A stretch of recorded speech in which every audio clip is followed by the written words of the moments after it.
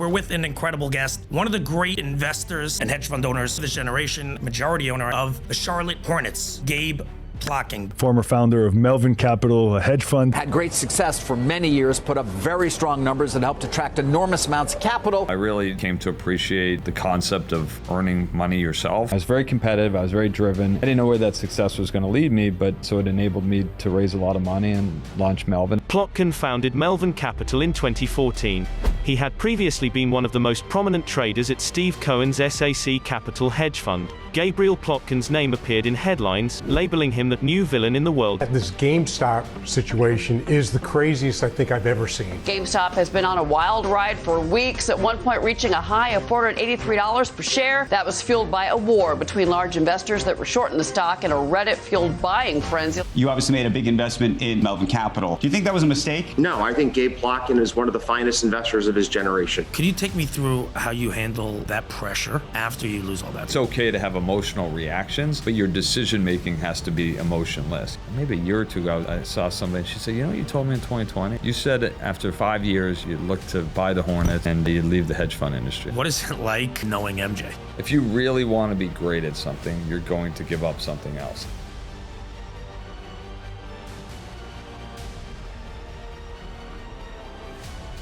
All right, everybody, welcome to another episode of Mislaibeled. If you are watching this, if you could please like, subscribe, and comment, specifically a subscription and a comment, I'd greatly appreciate it.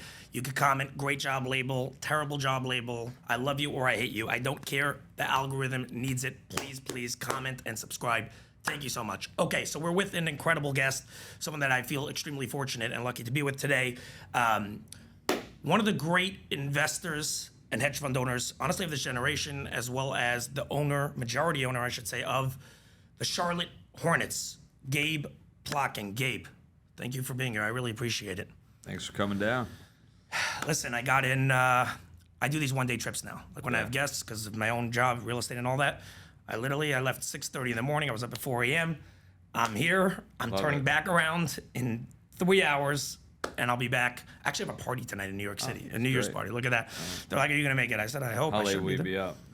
Tonight, probably 1. It's good. I mean, by the way, I may get back and just be like, I can't do this, and I'm just going to sleep. But I don't know. It's New Year's. We'll give it a run in the city. Okay. When my friends are throwing something, I don't ever go out. My friends are like, a lot of them, standard. Okay, we're going here Thursday, and I'm like, I can't do this anymore. It's hard. Yeah, it's tough because then I just regret it the next day. Then I'm just like... Start the new year with a hangover. It's not great. Terrible way to take on those New Year's resolutions. I actually have a whole bunch of questions. Okay. But I want to just start just a little bit in the beginning. Sure. Could you just tell me a little bit about where you grew up and kind of how that impacted where you are right now? Yeah, I mean, I grew up Portland, Maine. My parents met at the University of Massachusetts.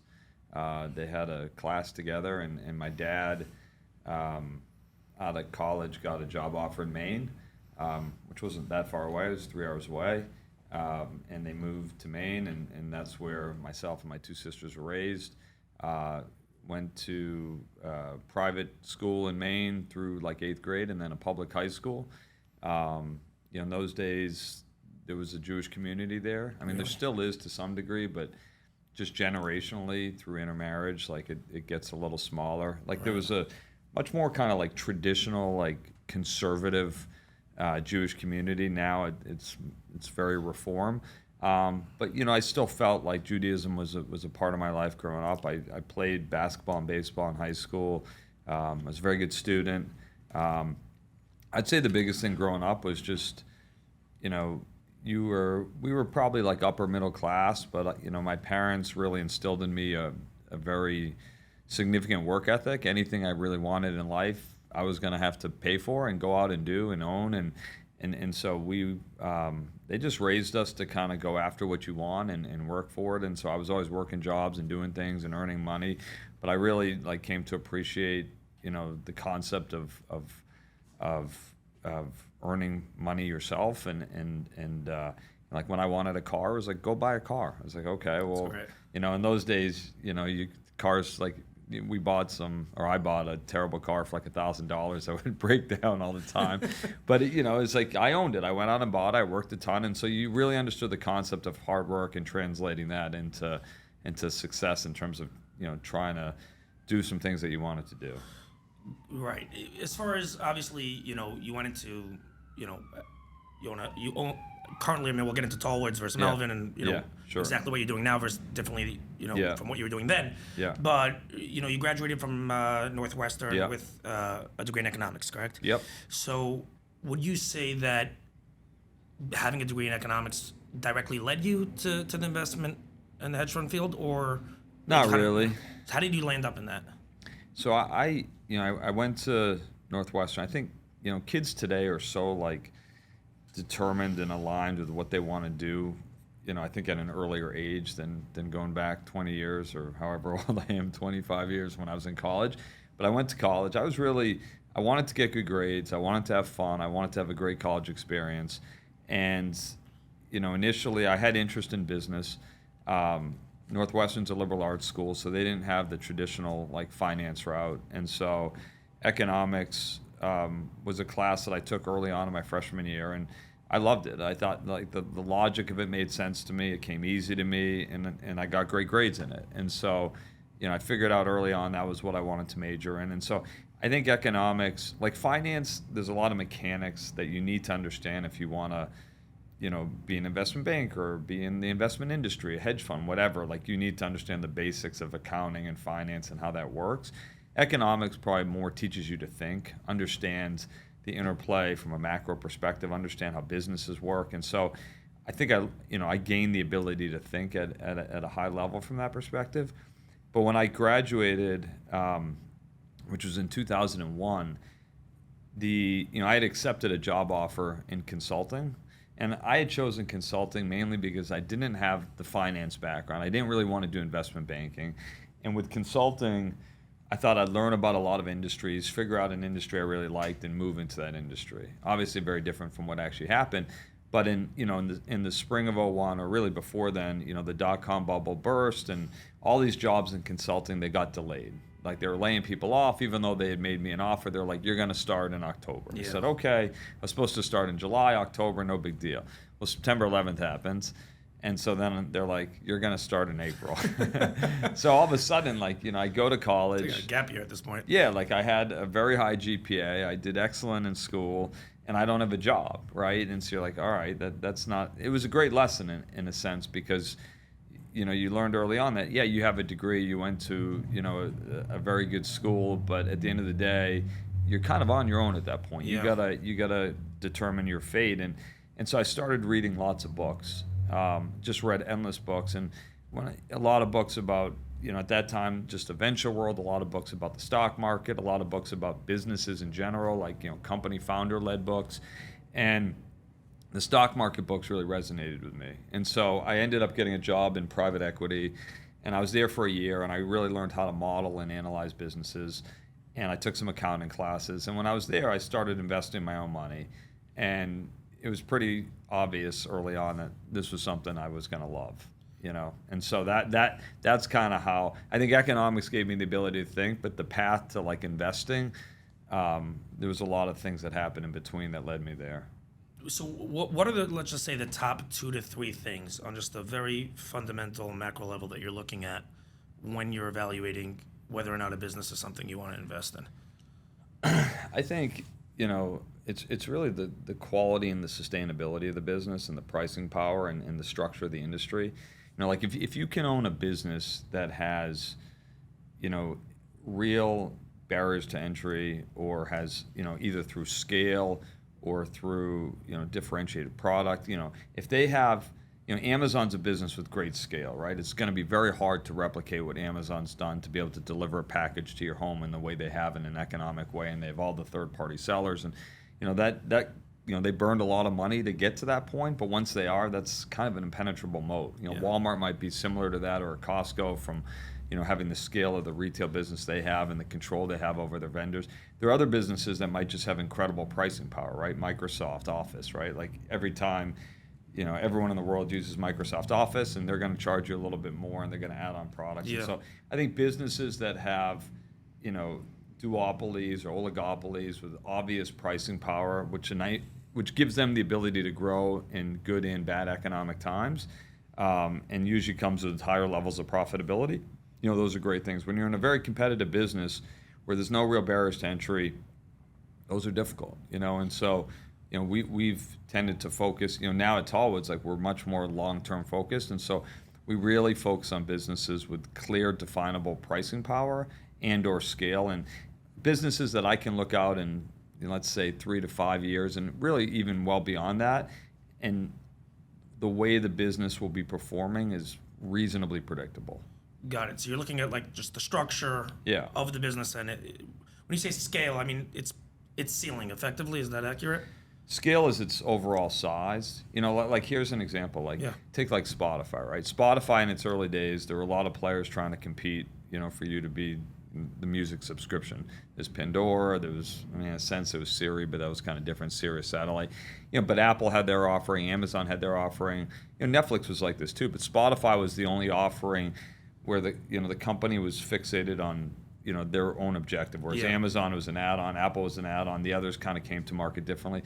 Well, now Spotify is kind of one. They have hundreds of millions of subscribers. They have the ability to afford much greater content from a podcast perspective. They have great economics, with their label partners, and they can raise prices because now the consumer's kind of locked into their offering. So you have a business model that has secular growth with all these locked-in subscribers for the most part. There's not a lot of churn in this business, and they can take prices up each year. That's a really good business, and competitively, I don't think anyone's going to come in that's gonna impact them in any meaningful way. It's interesting. It reminds me, what you're saying a little bit reminds me of in the real estate industry. Right, part of what Tallwoods focuses on right now is multifamily. We do some real estate, real estate stuff. Yeah. So no, it reminds me a little bit of the mobile home park industry a little bit. I don't know how familiar you are with it. A little bit.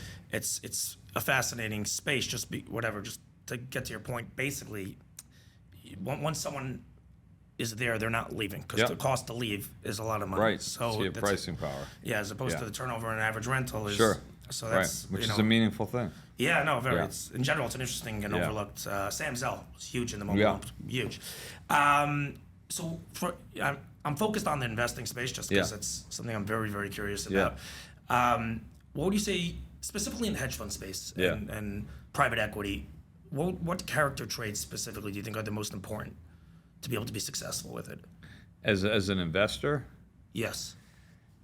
I mean, I look, you have to know what your style is and how you're approaching things. Like, you can be a hedge fund that's focused on making money like every day and you're trading rapidly. You can be a hedge fund that has much longer term investments. And so I think, it's all relative to the style of investing that you're doing. And there are private equity firms that focus on buying the worst businesses but pay very little, turn them around to some modest extent, use some leverage and get huge returns.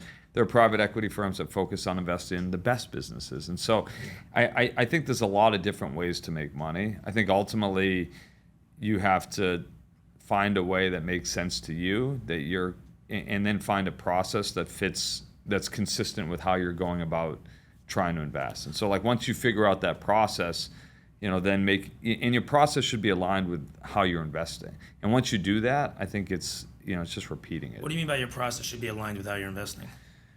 So we used to, look at businesses and what I described as businesses we would like to buy. There were also businesses that sort of were the opposite of that we would, like to short. And we would look at, every business is kind of we would look at the short-term buildup of the business in terms of how the business looks, today, the next few quarters, the next year or two. But then we would also build, a discounted cash flow model to really analyze the business over the next 10 or 15 years. And so, trying to find, and really what it forced us to do is have conversations about what this business might look like, what we were underwriting, what scenarios felt likely. Because there are businesses that in a moment in time can look great, but ultimately if they don't have, the proper barriers to entry, if they don't have, if it's a hot product or something happens, they're not going to sustain, right? And so, we focused both on the short term because we were investing, we were trying to find good entry points, and we cared about how we wanted to size positions. But then we would focus on the long term with the DCF to have the conversation around what this looks like over time, and trying to create a margin of safety. If we're buying a business and it doesn't go the way we want in the short term, is it still a great business in the long run? Or did we make a mistake and in fact it's not a good business in the long run? And those are lessons that we can learn from. Yeah, you're saying it's really just like analyzing the data on a super high level to be able to know all, like, as many options as possible. Yeah, but if I were only short-term focused, I wouldn't be running DCFs on businesses to that discounted cash flow model, because I wouldn't really care. I wouldn't want to have the conversation about what 10 or 15 years might look like. I might just be focused on getting a piece of data, trading it very rapidly, making some money. So it's like, if that's your process, if that's what your business is, you should focus on that and align how you do things with that and become the best at those aspects of investing, because there are a lot of different ways to do it. There's like every transaction, there's a buyer and a seller. Yeah. And it doesn't mean one's right and one's wrong. In fact, like, they may just have very different timetables. All right, everybody, I want to take a quick second to give a big shout out to our sponsor for this episode, CubX. CubX is, as far as I'm concerned, the #1 IT provider for businesses, whether that be big or small, real estate, healthcare, finance, e-commerce, apparel. It does not matter. These guys have it on lock. I know this because I personally use them, and I've referred these guys to probably 10 different friends of mine who are all running both small or large businesses, and they've all come back to me and have given me rave reviews about these guys and thanked me profusely for sending them their way. So if you want to get ahead and focus on the things that make you money and not be busy for hours when a tech issue comes up, give these guys a call. They have changed the game, and most importantly, have changed the IT experience for those who use them. Their customer support is off the charts. I can personally attest to this. One ring, they pick up, and you're dealing with an experienced tech who knows what's up. Feel free to test it. If you're starting a new company or are unhappy with your current IT provider and are looking for the best product out there, take it from me. This is a no-brainer choice. Give these guys a call. You can reach them at 732-444-8771 and choose sales when following the prompts.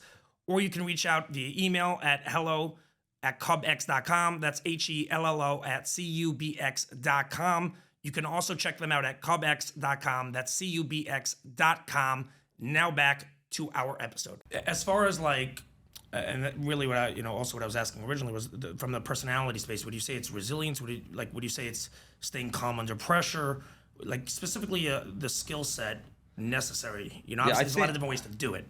Yeah, I think look, you have to love what you're doing. You're gonna have to work really hard. I mean, it sounds cliche, but any business, if you want to be successful, like, you have to be willing to make huge sacrifices, and it's just reality. Like, and I think sacrifice is above and beyond what most people understand. I mean, if you really want to be great at something, you're going to give up something else, and that's a trade-off. And can you give me an example of that for you?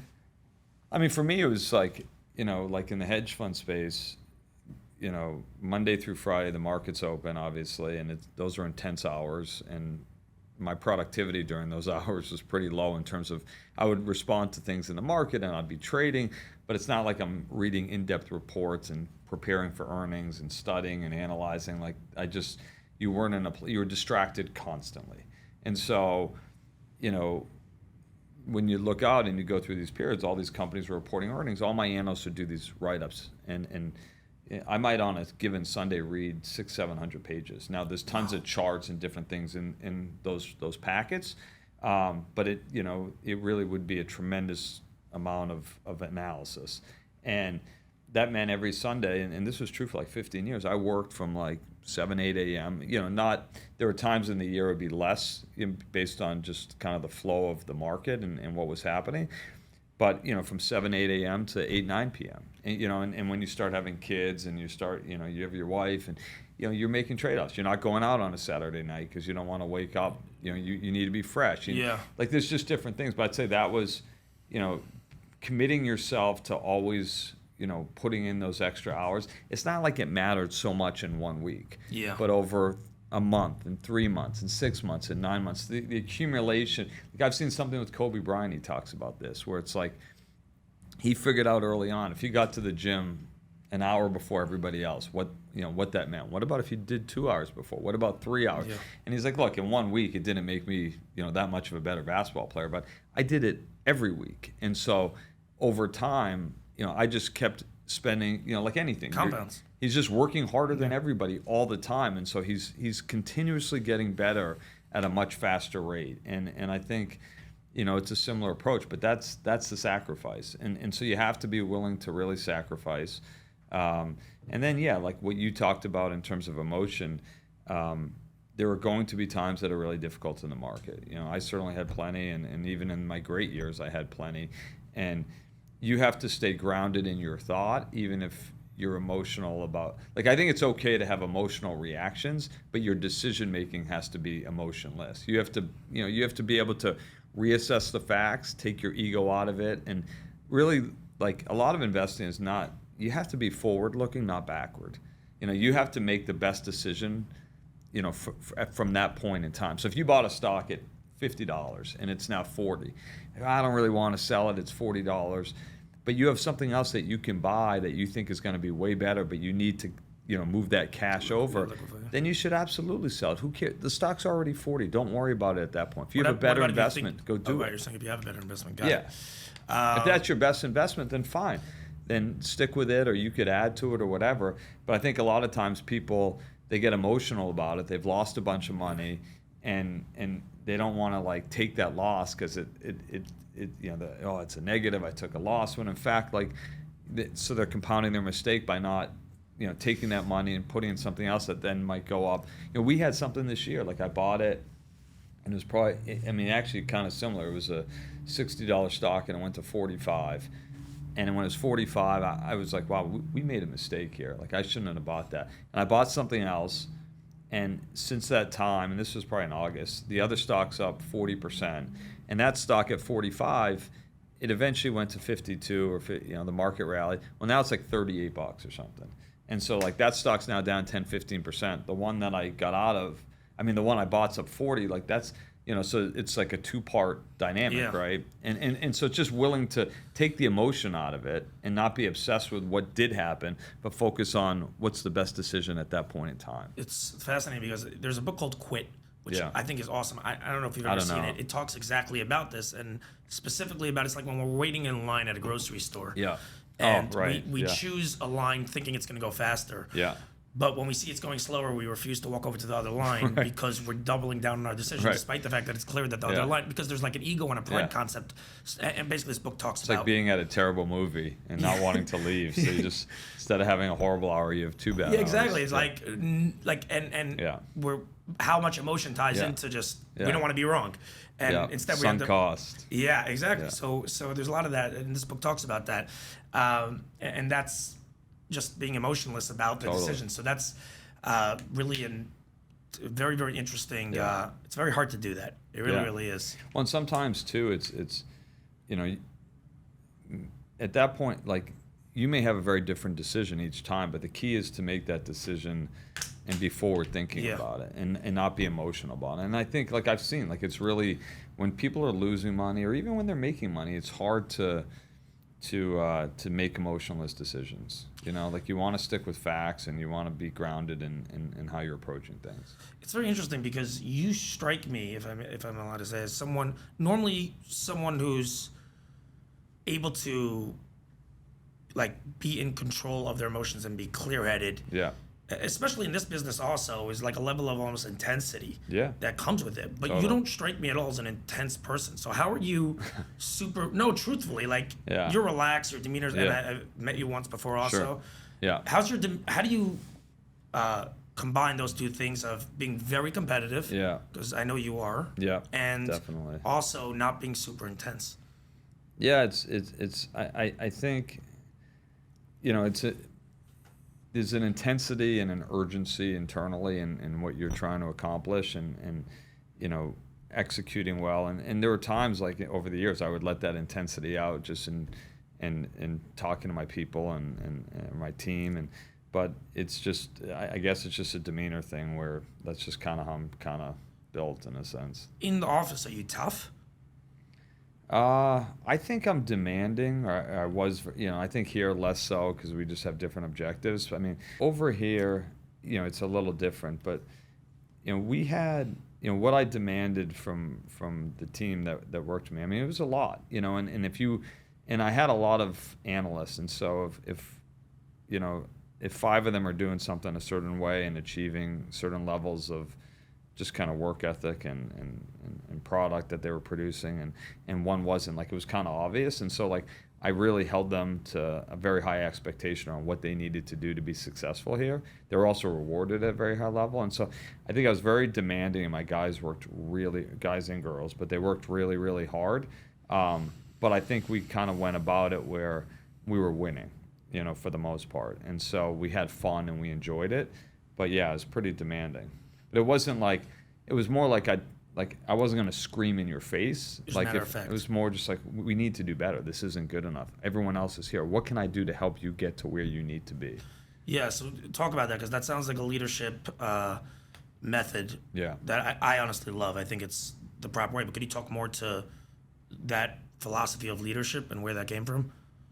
Yeah, I just, I think look, it depends. Like, obviously there's different things are different generationally, and, like, I mean, Bobby and I used to just scream at people and throw chairs and do whatever, and that worked. I mean, Bill Parcells, I mean, there are coaches and leaders, like, that's been a productive thing. I think, when you're in an office every day with people, like I made it a point over time to really hire people that I would enjoy being around, because you're going to make such a commitment, such a sacrifice. I think you have to have some amount of fun doing it. You have to love it. Yeah. Not just like what the job is, but the people you're around. And so I think everyone wants to be, treated well. And that's not just money. And but treated well also means being honest with people about where they are and what they need to do. And, so I really focused on being treated the way I would want to be treated. And you have your own experiences at jobs before and how you felt. And I thought communicating appropriately and being transparent were really important. And,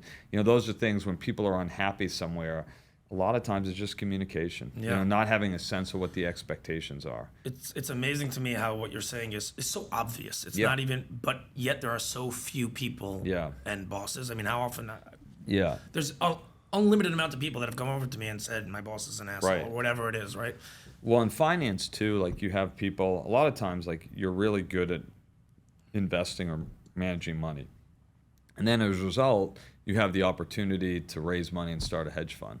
But just because you were good at investing doesn't mean you're like, there are other aspects of running a hedge fund that don't involve investing. You have to raise capital. You have to have investors that believe in you. You have to hire people and retain people and attract talent and build infrastructure and IT and all this stuff. And so, you may be, talented just running money, but then in terms of creating the right culture where people are happy and excited to work for you, and, it's a great place to be. Like, you hear horror stories all the time, and the reality is people don't have that skill set. And sometimes it doesn't matter. If you're really successful as a firm, you'll still attract talent because there'll be an opportunity to grow and make money, but it's just sort of like a miserable day-to-day life for a lot of people. Yeah, no, that's like what you're basically referring to. I mean, there's kind of in every company, there's, like, I look at it as a pie of multiple different things that have to come together in order to make a successful company, kind of like an NBA team.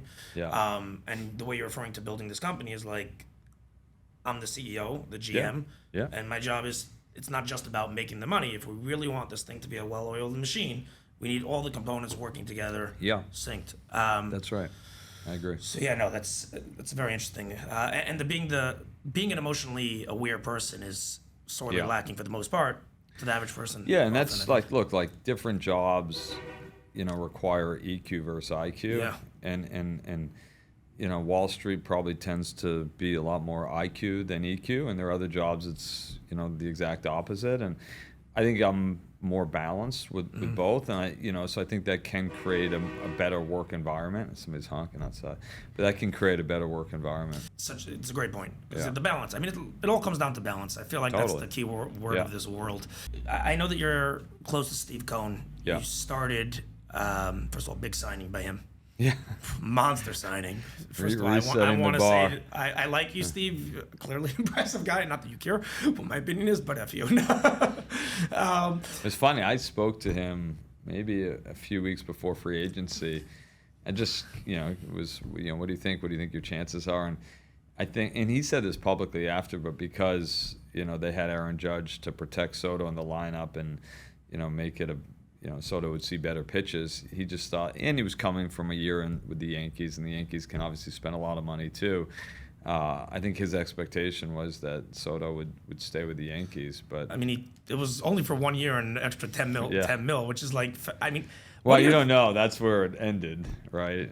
I mean, if the Yankees had gone there, then where does Steve go? Right. Yeah, but what are your thoughts? I was going to ask you this actually more regarding the NBA. Yeah. What are your thoughts regarding these monster contracts in the league? Yeah, baseball has different.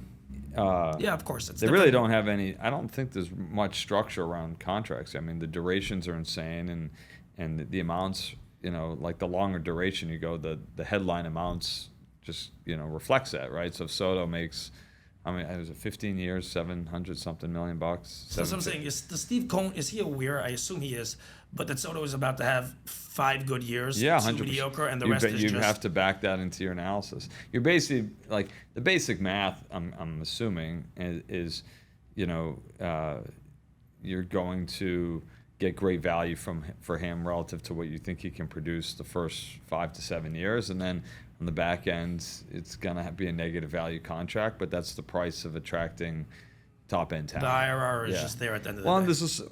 And it may just be there's a supply-demand dynamic where it's like, it may not be a great investment over time, but your objective isn't always to worry about being a great investment; it's to win. Right. So that's what I was gonna say. And so, like, if he can win in the next 5 to 7 years and give the Mets fans a championship, it's all worth it. It's all worth it, Yeah. And so he'll worry about that time when that time comes, and and I think when you have the resources that he does, that's a decent approach. If you were, the Tampa Bay Rays, like it'd be a disaster. Yeah. But he has a lot more resources, and so he can kind of push a potential risk factor to the future and say, we'll worry about that then. I'm going to have one of the best hitters in baseball for the next 7 years. It's so I read not a ton of business books, but a nice amount, specifically from founders of very famous companies. Sam Zell. Yeah. I've always liked him. So I read his book, and he says the number one thing he looks at in every single deal is one question.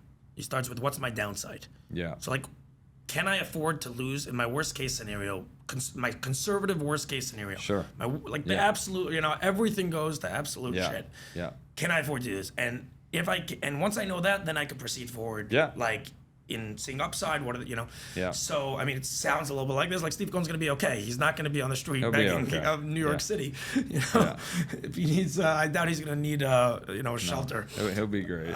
So when did you start working for him? At what point? The end of 2006. And I was in part of my prep. I was listening to, I don't know who you're speaking to. They were basically saying that you were talking about how you started off and were just crushing it. Yeah. And then like the back end of the year, maybe the fourth quarter. Yeah, it of the was 07.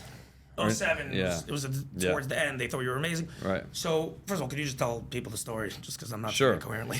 Yeah, I mean, so like I was at another hedge fund, and I was my boss at that point had left for another opportunity, and so it was like summer or spring of 2005. I was probably 26 years old, something like that, 26, 27 years old, and I was given the opportunity to kind of run the portfolio, and it was by myself, and the rest of 05 went really well. And so, Steve, they had someone that was always kind of aware of how other guys were doing at other funds. They were always recruiting.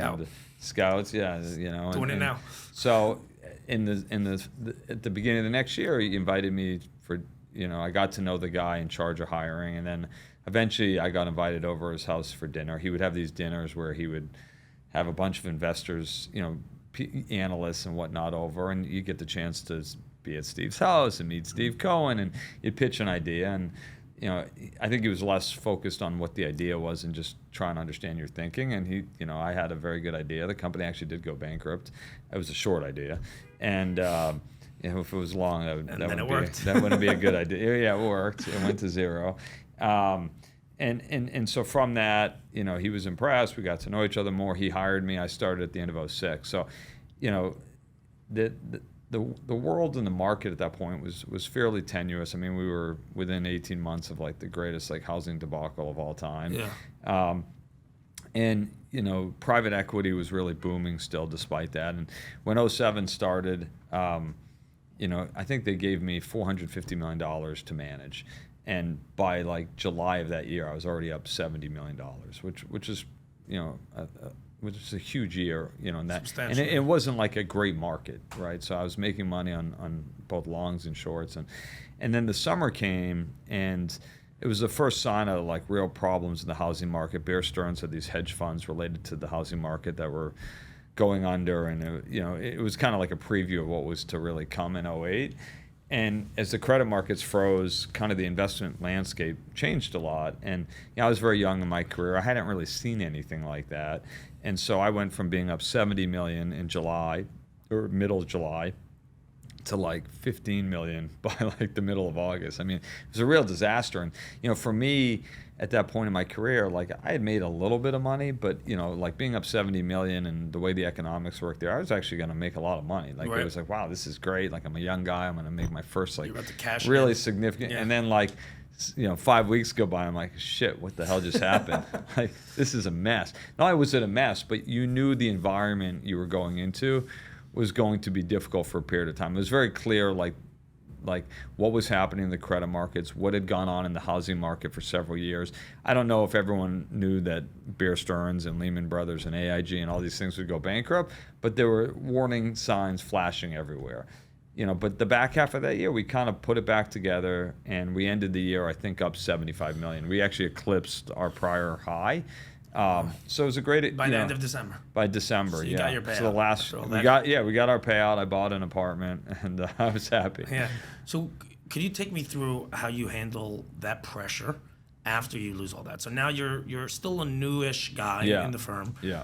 You're having all this success. You're at the peak. Yeah. And now there's probably anxiety in my next trade. What's that going to look like?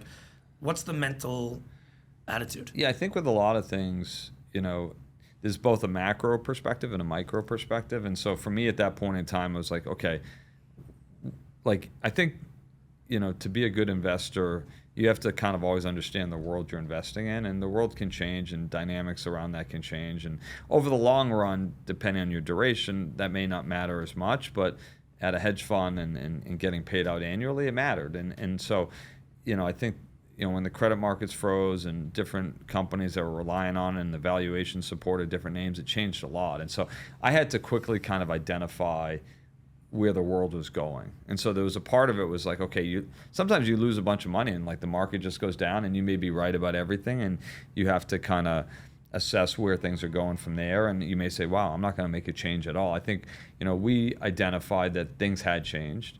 That our prior kind of analysis of where we were at from a macro perspective, we were going into a very scary time from a consumer spending perspective. I focused predominantly on consumer, and so I found a lot of businesses that I thought would be really troubled in that environment. And and I looked at names that I owned that I thought, these may not do well if that's the environment we're in. They have too much leverage, either financially or operationally. So I kind of repositioned everything. Based on my perception of where the world was going, and that worked out really well. And that actually continued on into 2008. We were there was maybe one or two teams that made money in 2008 at SAC at the time. And I think us having, it wasn't like John Paulson really understood 2008, right? He made billions, but I think being that young in my career, I knew enough to know that there were problems everywhere, and I sort of built my portfolio accordingly. How to capitalize on that despite that. Or at least not we actually made some real money that year, but probably more importantly, we didn't lose money.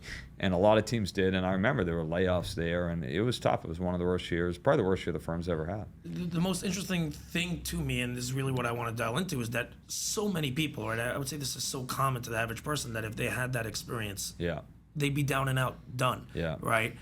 What's the actual like mindset that like when that you're walking home that night, Yeah. and it's like we just lost or that week, whatever. We're up 4 70, weeks, now we're down yeah. to 15. I remember calling my dad and being like, Dad, it's I gave it a good run. But I was more just trying to like psych myself up a little bit. But it was still like, look, you're up. You know, it's not the end of the world. Like everything's, you know, your life's good. Like just focus on moving forward and make the best decision. You know, don't you know, like if you need to make adjustments, make adjustments. But like move forward and focus on where you're going. And I think a lot of times, you know, what's hard with the market sometimes is when it's open and it's chaotic. And I remember this during COVID a lot. It's hard not to get kind of sucked into all the volatility and the chaos, and it can feel really bad or really good.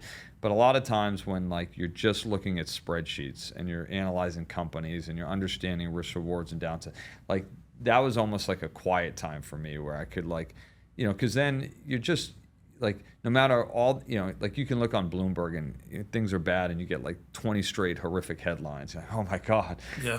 we're never going to stop going down, or things are amazing and everything sounds amazing. And I think sometimes you just need to step back and focus in on like facts and numbers and businesses, and that's a much better approach. And you know, that became something that I always did. And if I was concerned about something in the world at that point in time, I would sort of address that concern. I would remove names that, you know, were that concern would impact them, and I would find additional names, or I would put those names in the short book, or I'd make adjustments. Yeah. And so like I'd get to the point where I felt like walking in every day, I was comfortable with what I was doing. All right, everybody, want to give a quick shout out to our sponsor for this episode, Isak Clothing, quick wardrobe change, and I could never be happier. I started wearing their stuff recently. They are a business casual line offering style, comfort, and luxury. They have a fantastic selection of suits, blazers, and polos. Some of their signature products are Supima cotton shirts, which are super comfortable and offer a soft four-way stretch, breathable material, and offer amazing comfort. Pricing is affordable, ensuring you're not getting garbage, but also that you're not breaking the bank and you're getting great bang for your buck. Customer service, fantastic. That's the biggest thing for me. I use them. They're great. If you want to upgrade your clothing game, make sure to check these guys out. You can find them at isaknewyork.com.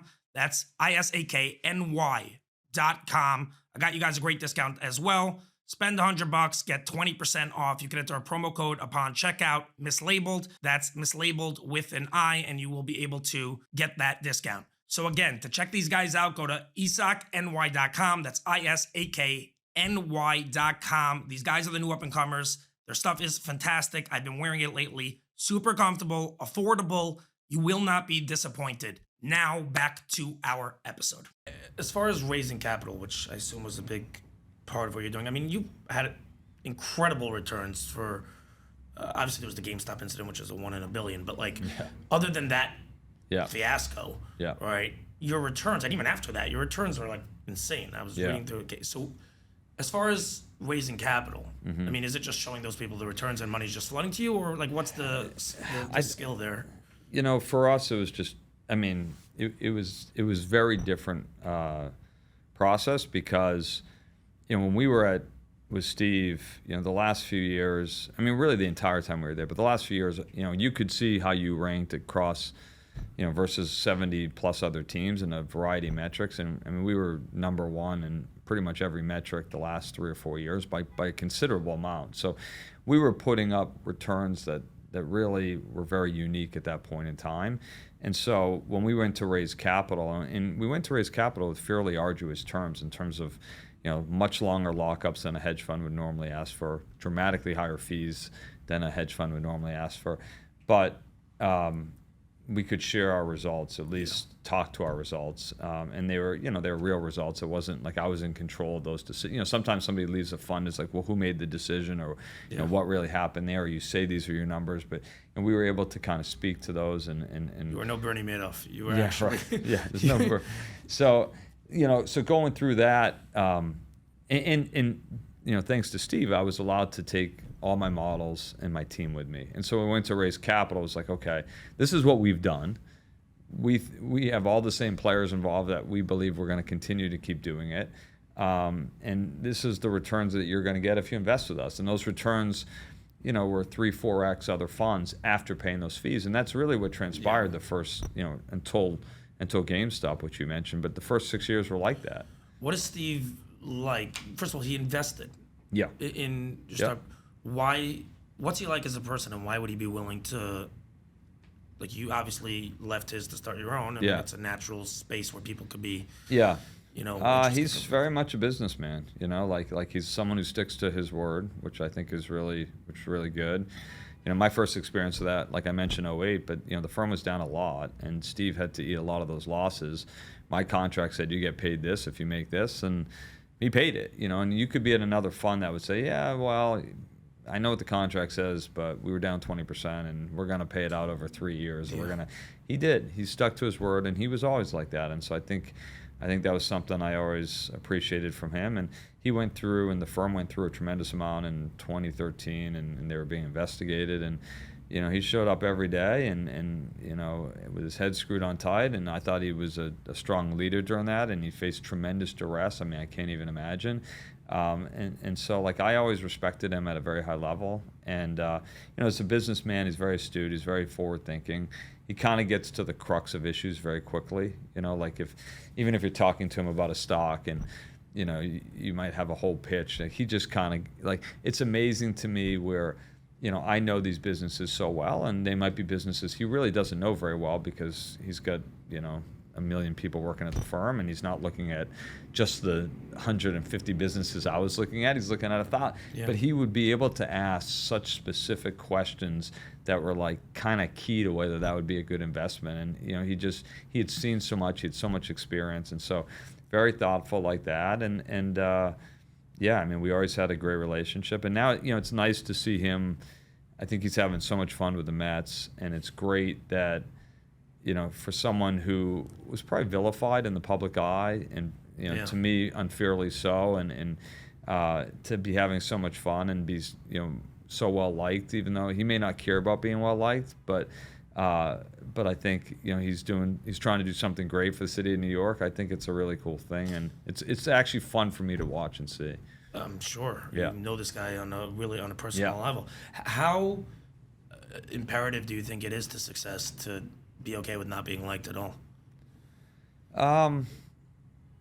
Look, I think you have to at some point, have a sense of who you are as a person, and not be so focused on how others who don't know you perceive you. Yeah. And it's probably more for your own sanity than anything. I don't know if it, there's just no, like, you got to control what you can control, and who you are, and you got to be comfortable with who you are, and things beyond that, you just kind of have to move on and live with, and not focus on it. To me, it's fascinating regarding how Steve, there's an impressive ability to be able, again, to take the emotion out of it and be like, yeah, you're leaving, but you're going to be fantastic. Well, when I told him, I remember it was February of 2014, and I felt like the last few years there, we kind of achieved all you could conceivably achieve, and we were looking to leave, and for him, it was very much a quick calculation. It was like, okay, how much can I invest in your new fund? At the same terms as everyone else, but he knew, he saw the process we had.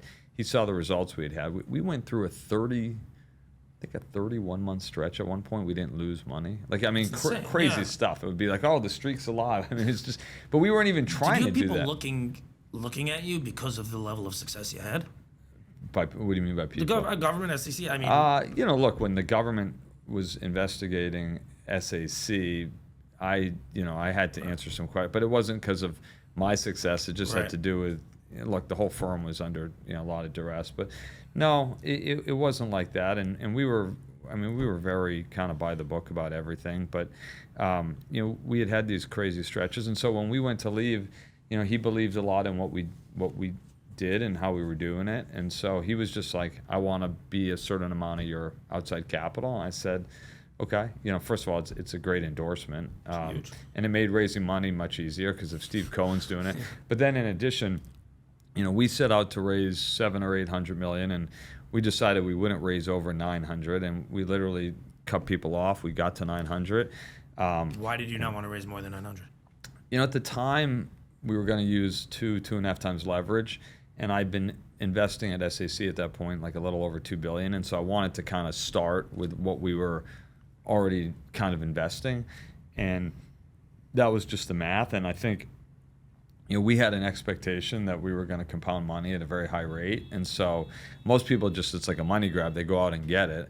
I think for us, our confidence at the time was very high that we would just compound money. Our first year we ended up, and we were up 70% our first year. So that 900 million was, pretty quickly, it was $1.5 billion or whatever it was, because maybe there was taxes and things like that. And then the next year on a gross basis, we were up 20%. So that $1.5 billion, slowly became $1.8 billion. Next year we were up 70% again. And how long are you taking capital for in like an initial agreement?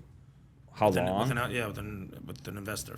Investors had to make it was a 3-year rolling commitment. So like if you wanted, like if you gave me $60 just for $10 million for me. Wow, you just made this big bet on the election. But the I told them the bet I made on the election. I said I can't say it on camera because everyone's heard it too many times. But like simplistically, if you gave me $60, just to make the math easy, every 6 months you could get back $10.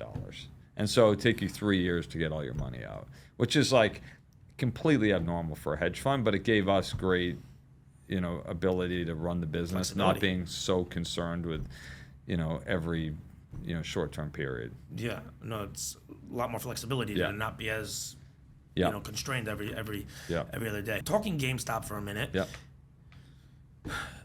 There's obviously so much to talk about on the topic, but the most important thing that I really want to discuss, because I think, like, to me, this is the piece that I figured out like 3-4 years ago. You said it before, Steve Cohen. Yeah. The duress that he was under. Yeah. Goes without saying, I'm not sure the duress he was under was more than the duress you were under. Sure. Right? Yeah, you probably had a lot more. And not just, that was public. That was scrutiny on your public life, your personal life. Yeah. How important do you think resilience in the face of just setback after setback and tremendous pressure is to just success in general? Yeah, it was. I think it's really important. I think part of it is like as a fund, and even like that whole fiasco happening. I mean, the setting of the world at the time that enabled something like that to happen, between all this free money given out and COVID, and there were no live sports really, so everyone was just day trading at home, and you had this really bizarre phenomenon that kind of created the background for it all, which is and we had short positions burn us in the past, but it might be one position and they might have gone up a certain amount, but usually it was like because people really wanted to own that company, right. Or, Green Mountain Coffee or something like that.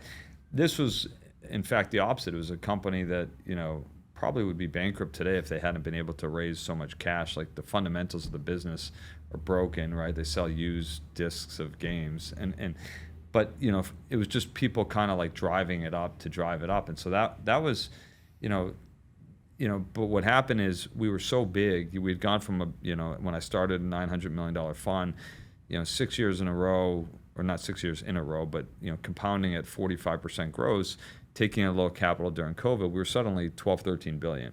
And then we used leverage, so we probably had 30 billion invested in the market, which meant our long positions were really big. It meant our short positions were really big. And so as a lot of our short positions became public, GameStop was one problem, but even of everything that happened, it was like a third of our problem. Like it was everything. People, once they knew that we were in trouble as a business, Wall Street kind of goes into attack mode. And so that, that was as big a problem as any. And, I think that was,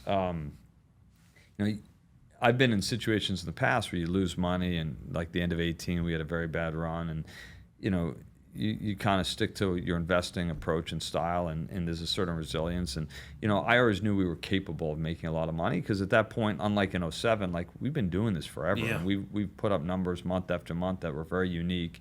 And so there was always the confidence, even as we were losing money when that started, that we're going to be fine. Yeah. I think the difference here was you didn't really know when it was going to stop, because it wasn't actually based on anything fundamental. And like stocks can go up and maybe one, and it's not based on anything fundamental. But here it was kind of like across our whole portfolio, and we were forced to. It was more than just GameStop, you were saying? Yeah. So like we had probably 10 short positions that went up several 100% that month, and they were publicly known because we had different filings around puts, and so it was.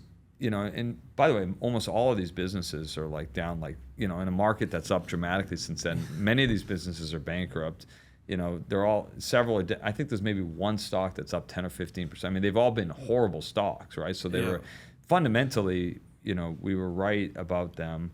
But that doesn't really matter when you're in a situation where you're forced to take all these losses. And there was just really no historical basis for it. And obviously on a post, after the fact, you say, wow, something like this is possible. This is how we'd change our risk model. This is how we'd change our sizing.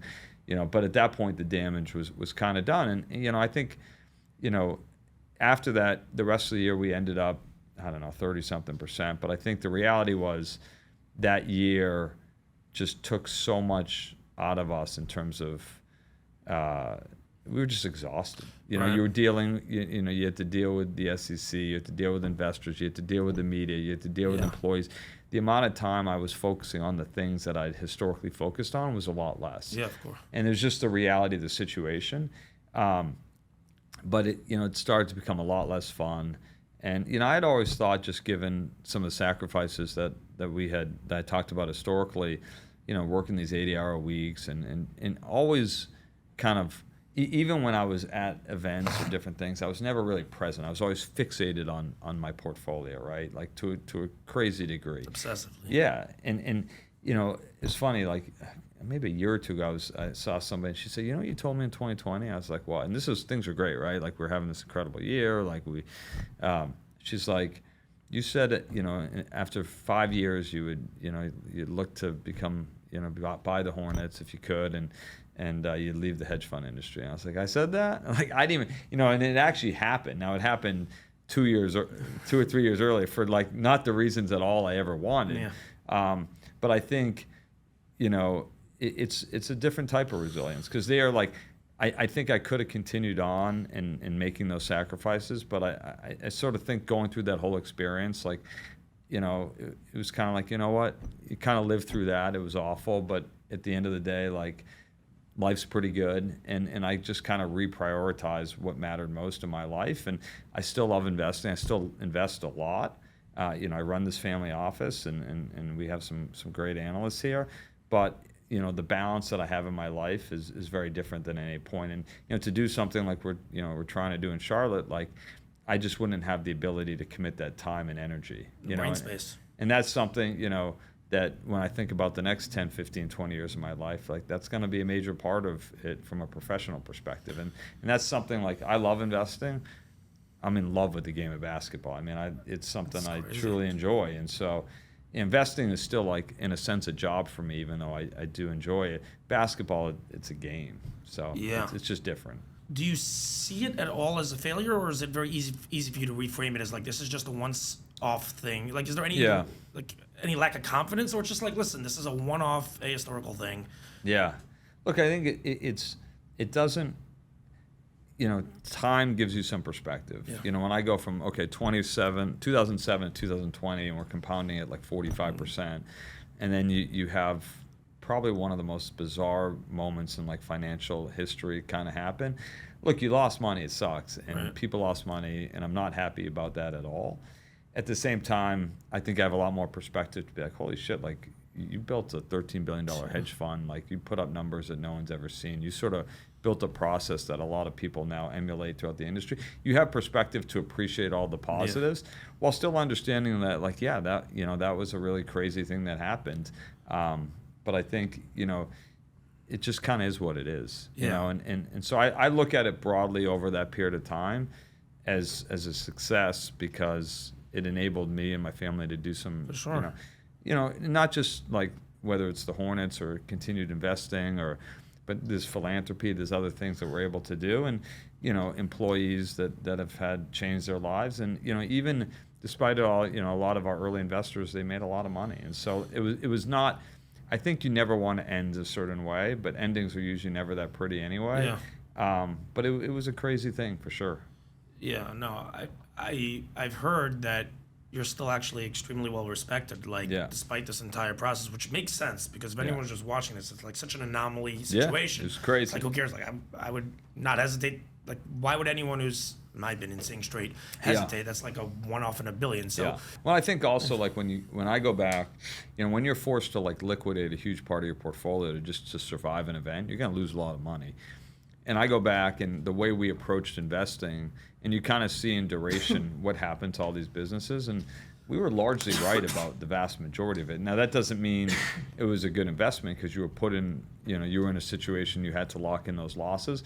But I think it is different than just losing money and being dead wrong about it. Yeah, for sure. Because then like at its very core, your process about understanding businesses was right, but you also didn't risk manage appropriately to an event that you didn't foresee coming. But in hindsight, you wish you'd do better. No, I definitely hear that. What would you say to people who obviously feel that shorting businesses in general is a bad thing to do, as far as unethical thing to do? What's something these people don't understand? I mean, I don't know if it's good or bad. I mean, it doesn't really change much for the companies themselves. Like, so explain that, because I honestly don't know anything about this. When you borrow, let's say you want a short target, and you go to, the bank goes to somebody who owns the shares, and they give you the shares, and you sell the shares, and then what you're trying to do is buy back the shares at a lower price. So like you shorted, like you own Target, I borrow your shares. I have to give you back your shares.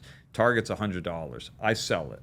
I'm hoping Target goes to $60. I'll buy back for $60, right? I give you back your shares. I've now made $40. Right.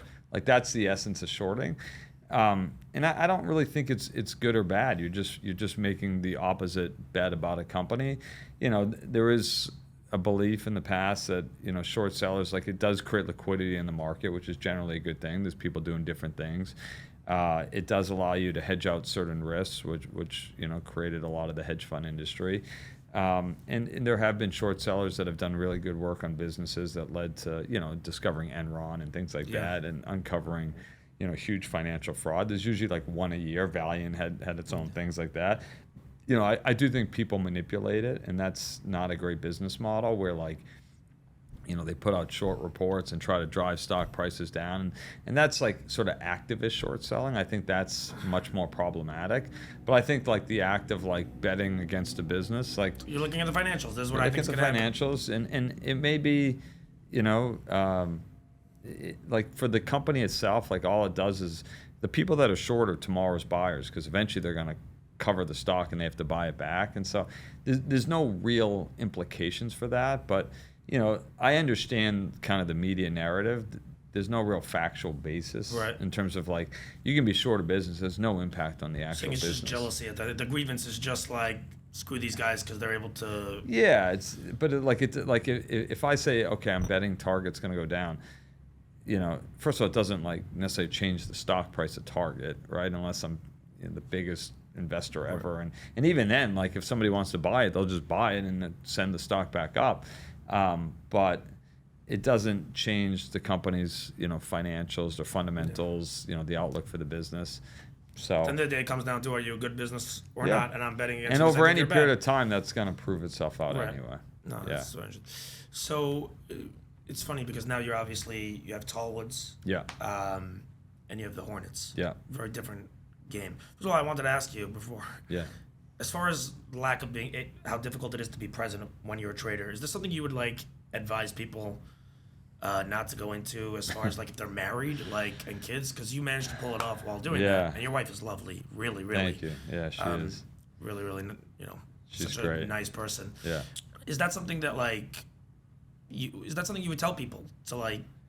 Not necessarily. Look, I think anything you do in life and you want to be successful, there's going to be balances, and it also depends how you go about investing. And I do think it's probably a career that doesn't lend itself well as you get into your 40s and your family life gets a little bit more complicated with kids and travel and sports and everything else that comes with that. That doesn't mean I wouldn't necessarily go into it. I do think the industry is changing a lot for a variety of reasons. But that's one form of investing. There's a lot, private equity, there's venture capital, there's growth capital, there's, credit markets. So I think investing, there's always going to be, an opportunities there. And those opportunities, I do think diminish some over time, just like a lot of industries, like just the spreads narrow. Is that how it's changing right now, the industry? First of all, like, I think using data and different forms of data, like you have these large hedge funds, Citadel, SAC, Millennium, and they have tons of teams that work there. They buy tremendous amounts of data. The data gets dispersed immediately and reflected in stock prices overnight. Like things used to just take longer to get reflected in stock prices, and then a lot of them, like I think more than half the money in the market's now passive. If you go back 20 years, that number might have been 20%. And so like if I see something amazing in a stock, there was all these, or let's say I'm betting a stock goes down, and there's all these mutual funds that own it, and they don't see the problems that I see in the business. Well, over time, they're going to see those problems, and they own a lot of the stock, and they're going to sell it. Now, a lot of the stock is just owned by ETFs. They're just indexed. So you don't have the same kind of dynamic around buyers and sellers. It's more ETF and industry driven, and I think in general that means lower returns. And I think the industry's had, generally speaking, not very good returns for a number of years, and I think it reflects some of that. Now, obviously, with moving over to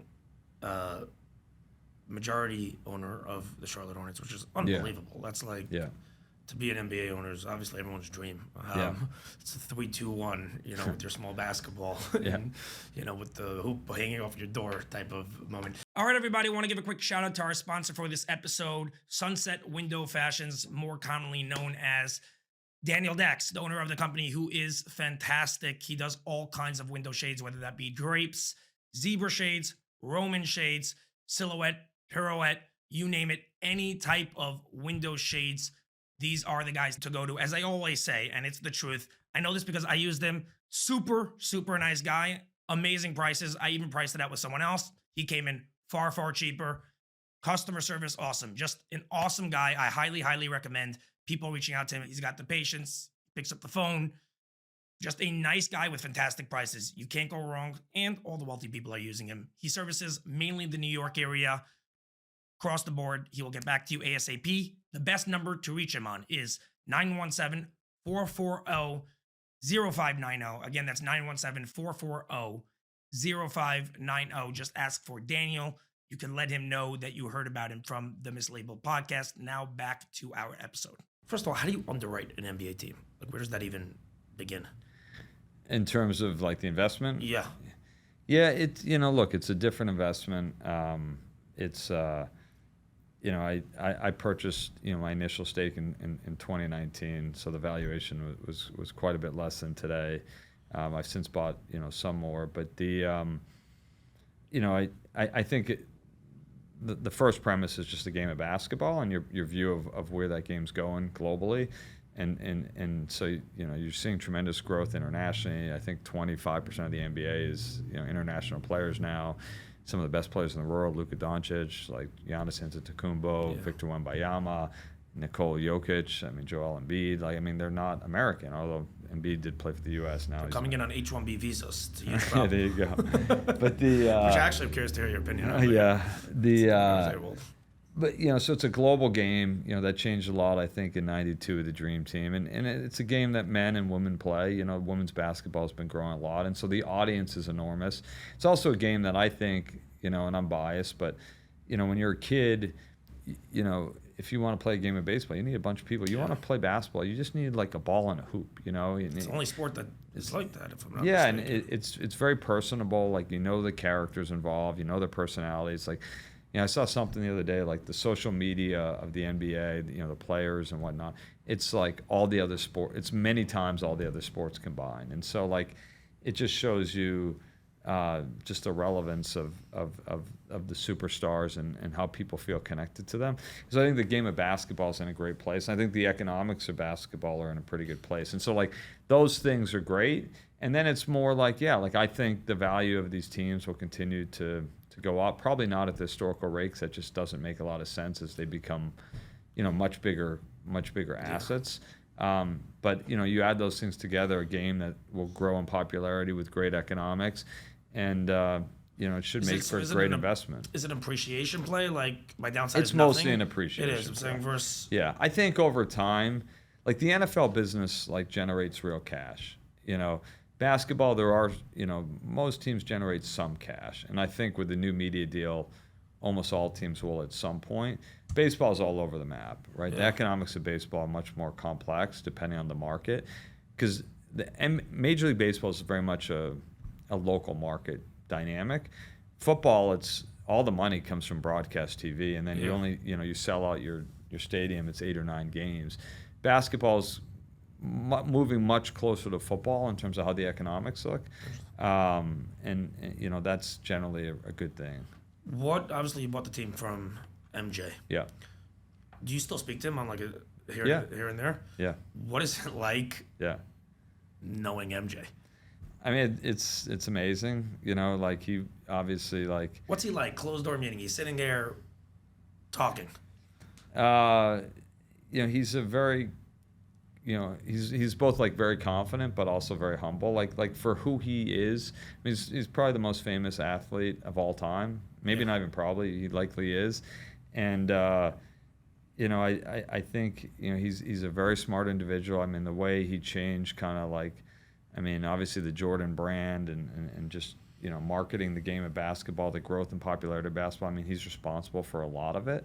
I don't know if you've ever seen like the '92. There's like a thing on the Dream Team, and like him in Barcelona. Jordan, yes. It's just like, I mean, his level of superstardom was the likes. In a pre kind of social media age, it's incredible. But he's, if you treat him with respect and he likes you, like, I think he's a very loyal guy, and I think he's a very thoughtful guy, and he's a very insightful, obviously, about the game, and so.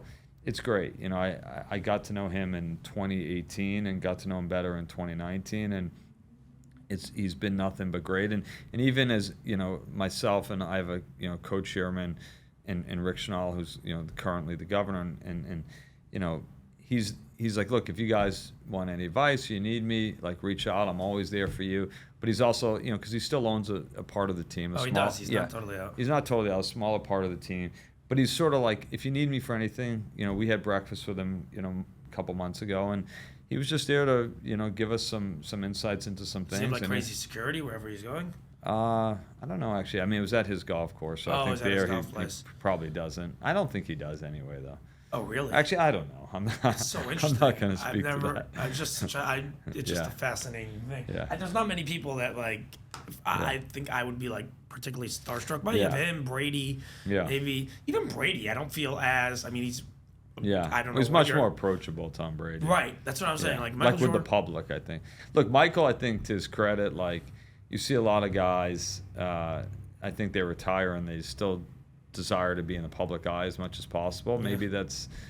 Tom Brady to some degree, and I'm one of the biggest Tom Brady fans, but I think with MJ, he's just very comfortable, like living the life he wants to live and do the things he wants to do, and so I don't think you just see him around in the same way. Yeah, it's crazy. Must be a crazy experience for you. It's incredible. How involved are you in player development? Like once you sign a player. Mm-hmm.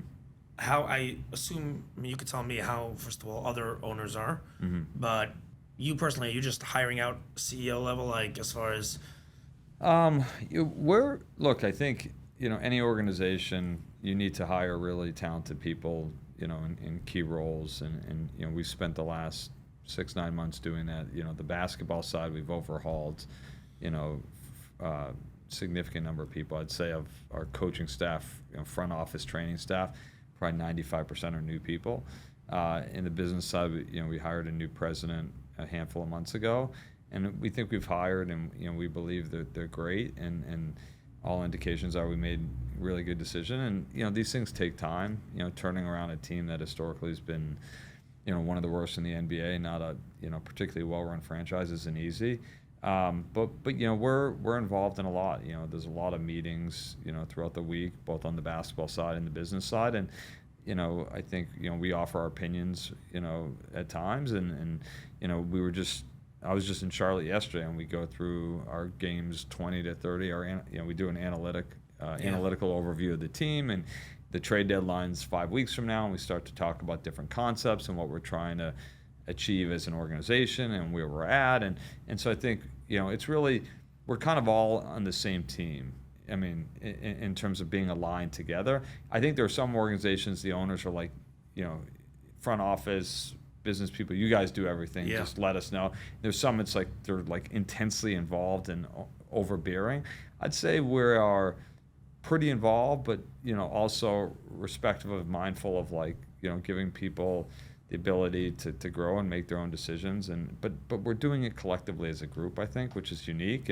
But they're the ones that have much more insight typically because they're much closer to every aspect of the day to day than we are. How much does when you're drafting these players for you, are you guys more focused, let's say, on the draft and building, let's say, out of the farm system in the league, or do you believe it's like you need a superstar and you got to chase that? I think to be a great team, the history would tell you need a superstar. There's only 5 guys on the court at any given time, and so the impact that one has is dramatic. And you look at all the teams that have won, and they're gonna likely have a first-team All-NBA player.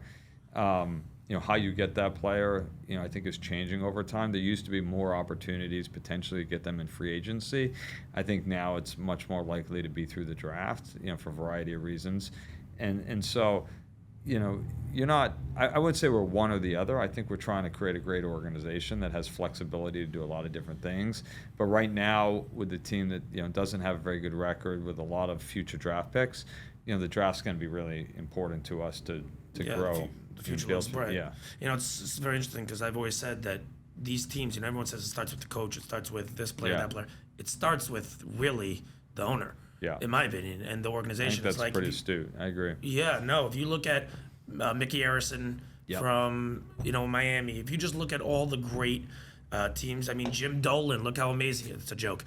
No, like doing well now. Just as far as culture, work ethic, just top down. Yeah, but the Heat, they've had a consistency in their front office and their coaching staff for a long time. A lot of people think Spoelstra is the best coach in basketball, probably for very good reasons. And to have that kind of organizational stability is really, really a key factor. And most teams, just the pressures to win and the investments you're making. There's short windows to kind of win, and when you don't achieve what people want, I feel like teams are way too quick to turn over their coaches. You just saw that with Sacramento this past week. And, I don't know the situation there, and there's probably a lot of facts that support why they made the decision they did. But at the same time, I think as an organization, you want to have stability. I think it's important to attracting players, retaining players, but also building a culture that people, both your fan base but your players can believe in. And then when they become a Charlotte Hornet, it means something. I think that's something the Heat have done really well. Like, they have an approach to play that's consistent. And if you want to be a part of the Heat organization, you're gonna work really hard. You're gonna be in great shape. There's an expectation character-wise. OKC's kind of like that. And so those are things where we want to get to. And it will take time, but that's an objective. It's also, I forgot about the Celtics, but a lot of these teams, the coaching, it's not so much about how much of a basketball savant they are versus just their not charisma is the wrong word, just their personality. Like, if you go through Steve Kerr, Pop, it's just a certain level of respect that they command.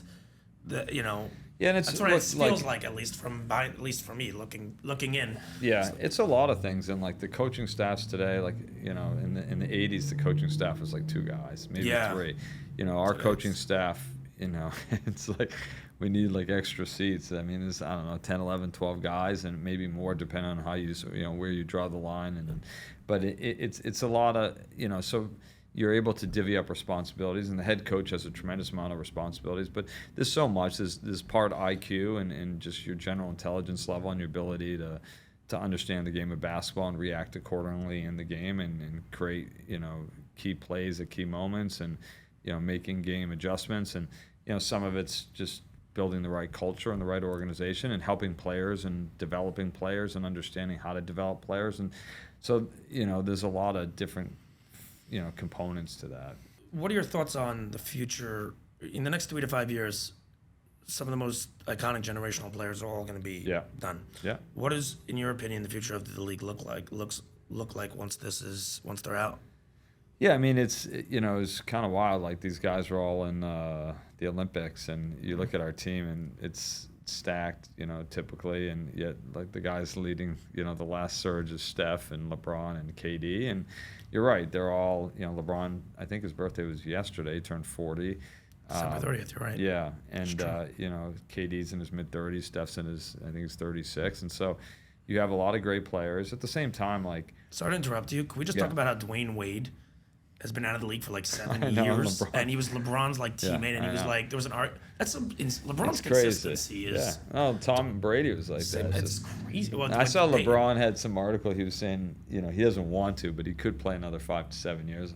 I'm a little skeptical to that magnitude, just given just basketball. Like, but at the same time, LeBron likes to talk a little bit. Yeah, I think it's I think the league's in a great place. I think the skill level of players coming up, like, it's a balance. Like, their skill level's incredible. I even see this with, like, my kids and their schools. And, you know, kids growing up today, they have, you know, AAU and all these coaches. And they can do things with the basketball that prior generations couldn't. And you see this with, like, you know, there's big guys that can handle the ball and shoot and have incredible range. And, you know, Steph kind of changed the game from that perspective. And everyone's expected to have all the skills to be a good basketball player. It's not like guards, you do this, centers, you do, you know, there's some of that obviously to a degree, but in many ways, you know, the best players are capable of doing a lot of different things with the basketball.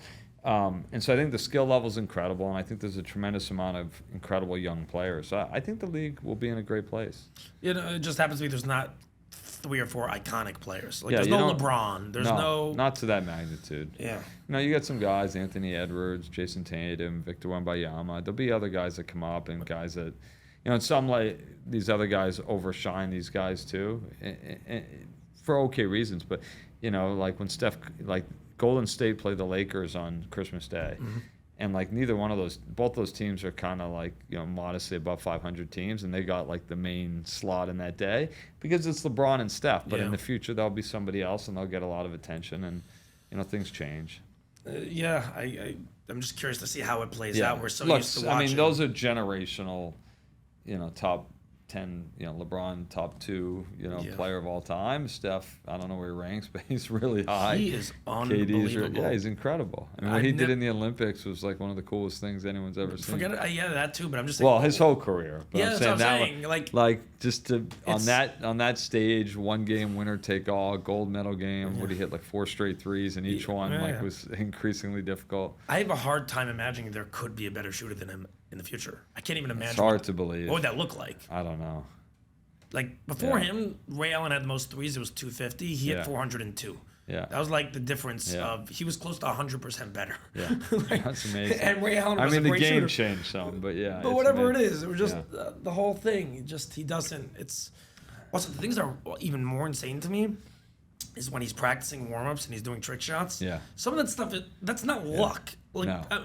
that's Oh, actual Luka skill. does it too. Whatever, all these players, but that's my point. Whatever. Like Luka will take the ball from like half court, throw it as high as he can in the air, bounces and goes in, and he like does it like 3 times in a row, and you're like, all right. It's actually insane. Yeah, like to have that kind of hand-eye coordination is just not normal. I don't even understand Yeah. it. No, it's really nuts. Yeah, Luke. I like Luka a lot. Yeah. He's unbelievable. He really is. He could shoot. I mean, Yeah. he's a hell of a player. Yeah. And he's shifty. He's like not quick, but he is quick, but he's not. It's like Yeah. what's happening He's exactly strong here? and- yeah. Okay, so I want to just wrap up. Okay. But I have some quick questions for you. Okay. Just to hit you with them. For you, who's like the most inspiring trader that like you look up to, that you think is the most impressive? I mean, I'd say like, you know, the person that I think has just built an incredible business and, you know, the intellect level is unbelievable is Ken Griffin. You know, I worked at Citadel just for a year. This is like 20-something years ago. I was 24 years old. But, you know, his ability to, you know, attract talent, recruit talent, build out new businesses, and become dominant in those businesses is just unparalleled. And it is just the level of intellect in that organization is unbelievably high, and their ability to keep putting up incredible returns on such high levels of capital is really unique. You know, because I mean, I learned this to a degree, but you know, like the bigger you get, it gets harder mathematically to keep, you know, producing the same returns. My first year when I was 900 million, if I'm up 70, you know, I'm up 600 million bucks. Suddenly, Why is that? There's just more. You miss things. Your ability, you know, like in 2020 when it was up the same amount, like, you know, I I had to pull like, I was $7 billion fund. I'm up 70%. I made $5 billion versus then I made 600. It's stocks don't have infinite liquidity. And so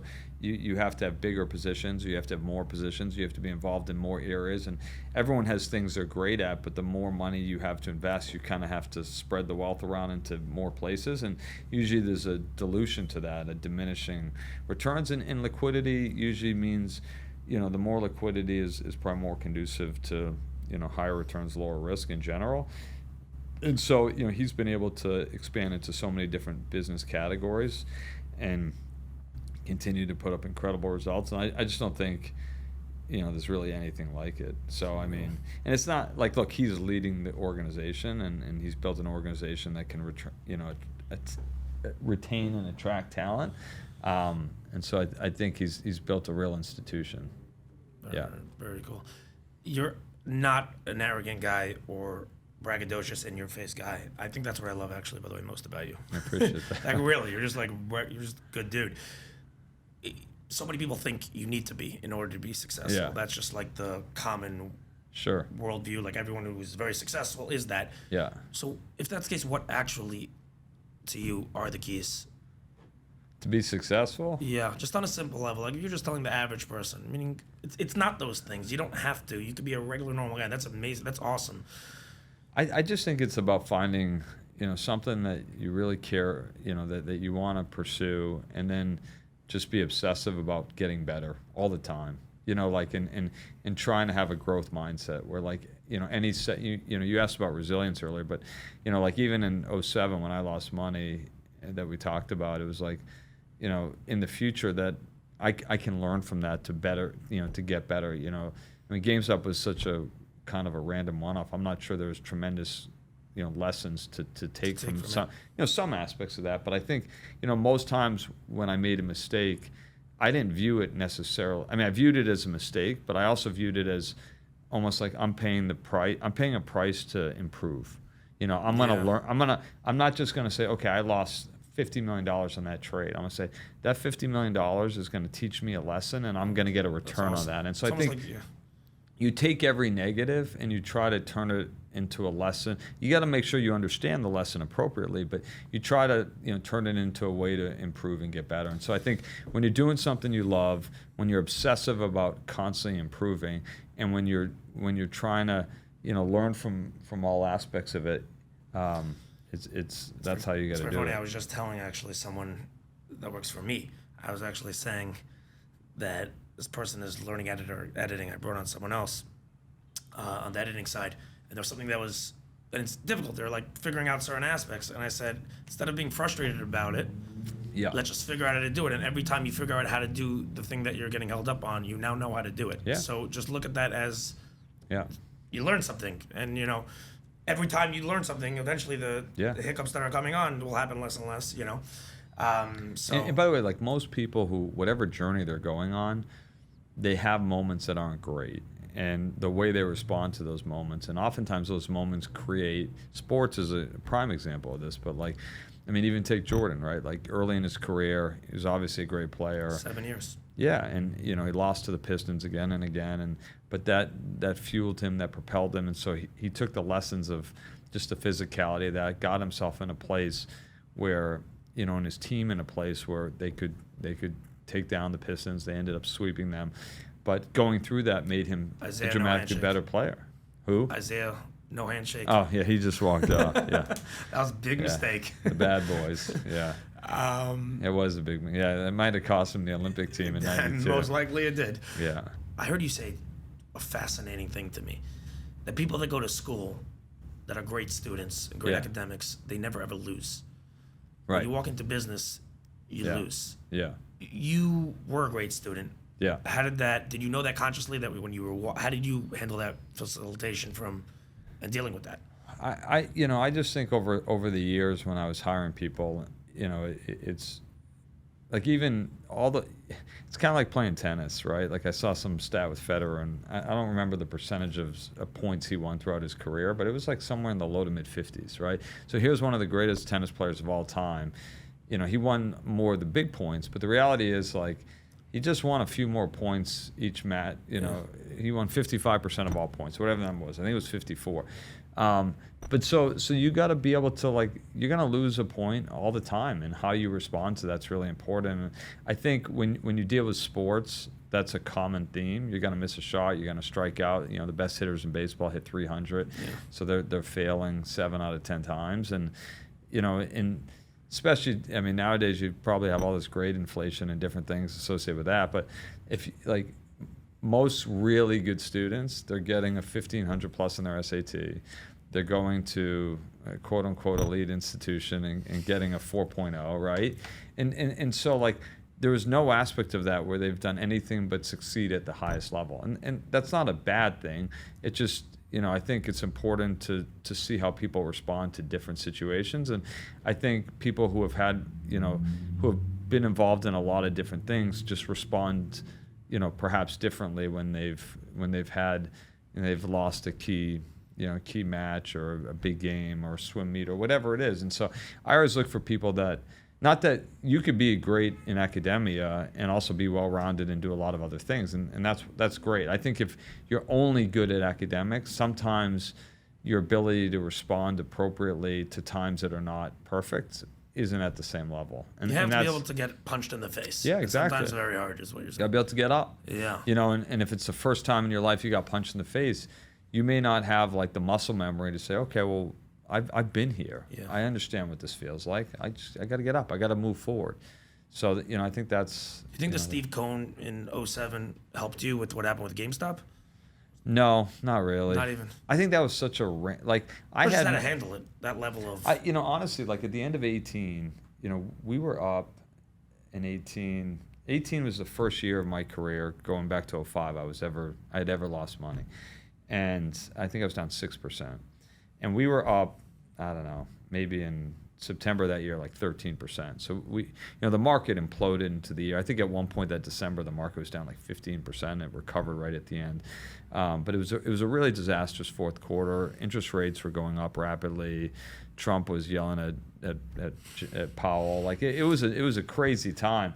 You know, and we had a couple really one-off situations with a couple investments. One, we made a big mistake on. One, they made you know, they bought something that the market hated that was, you know, cost us a bunch of money. So not only was it a difficult time in the market, we had kind of compounded it with a couple of mistakes. And, you know, at the end of 2018, you